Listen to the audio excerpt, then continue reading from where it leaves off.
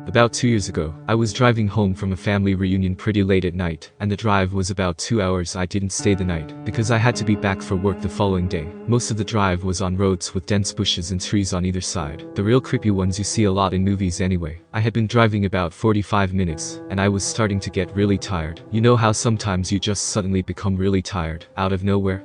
Well yeah, that happened to me. I knew I wasn't going to last, but I didn't come across any place that I felt I could park and safely sleep anyway. After it became clear to me that I wasn't going to find a place to pull up, and my tiredness wasn't going away, I did something very questionable. I pulled over to the side of the road onto the grass, behind some bushes, to try and hide my car from anybody else who was going to come past. The roads weren't empty. I came across another car every few minutes or so. I made a mental note that the time was 11:22, and then fell asleep some time later. I was awoken by a scratching sound. I looked at the clock. 11:50. The sound stopped after a few seconds, and because I was still extremely tired, I didn't bother looking around, and simply went back to sleep. I was later awoken by the same sound, and it was now 12:40. This time it really freaked me out, because the sound didn't stop. The thought ran across my mind that it was just an animal inspecting the car, but why would it return almost an hour after it had left the previous time?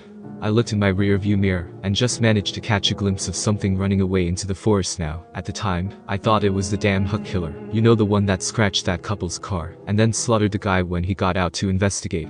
Fuck that, I thought to myself. So I got the hell out of there. There was a bend no more than 100 yards up the road, and as I came around it, there was a fucking car, parked off to the side of the road, with the driver's side door opened. I slowed down just to look to see if anyone was in there. There wasn't. Then I looked in my rear view mirror. I didn't see anything, and all of a sudden, this guy comes sprinting around the corner. He starts screaming at me, shouting stuff like, hey you, get the fuck out of your car, now.